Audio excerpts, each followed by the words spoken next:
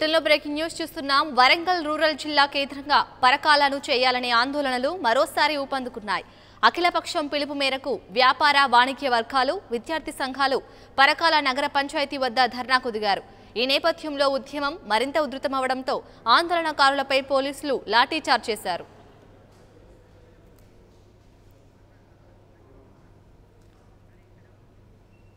ఇక వరంగల్ రూరల్ జిల్లాలో ఉద్రిక్త పరిస్థితులకు సంబంధించి మరింత సమాచారాన్ని మా ప్రతినిధి రమణ అందిస్తారు. రమణ.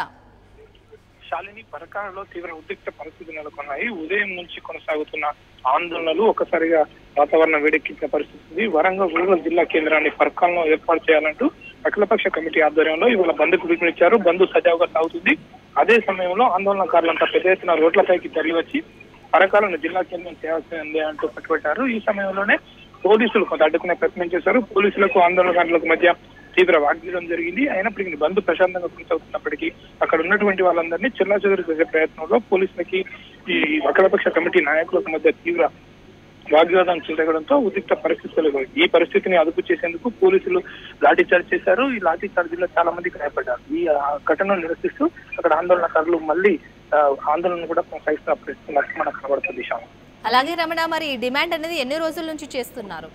గత కొద్ది కాలంగా పరకాలను జిల్లా కేంద్రం చేయాలన్న డిమాండ్ తలపించింది. అయితే రెవెన్యూ డివిజన్ చేస్తామంటూ కొంత హామీ ఇవ్వడంతో ఆందోళనకారులు కొంచెం సిద్ధమనిగినప్పటికీ లేటెస్ట్ గా మొగిల్చర్ల ప్రాంతంలో వరంగల్ రూరల్ జిల్లా కేంద్రాన్ని ఏర్పాటు చేయాలనే ఒక జీవో రావడంతో దీన్ని నిరసిస్తూ అధికార పార్టీలోని ఎమ్మెల్యేలు Errabelli Dayakar, R Ramesh, civil supplies chairman పెద్ద సురేష్ రెడ్డి నిన్న జిల్లా కలెక్టర్ ప్రశాంత్ జీవన్ పార్టీని కలిసి ఒక వినతి పత్రం సమర్పించారు. ఈ వినతి పత్రం నేపథ్యంలో మొగిల్చర్ల కాదు వేరే ఎక్కడైనా ఏర్పాటు చేయాలనుకోవాలి. అయితే ఈ నేపథ్యంలో మరోవైపు పరకాలలో ఉత్తరాఖండ్ 6 నెలల నుంచి పరకాలలో జిల్లా కేంద్రం ఏర్పాటు చేయాలనే డిమాండ్ జరుగుతుంది. ఆ డిమాండ్ మేరకు మరోసారి ఈ ఘటన తెరపైకి రావడంతో వాళ్ళ ఆందోళన పెద్ద ఎత్తున కొనసాగుతున్న పరిస్థితి మనకు.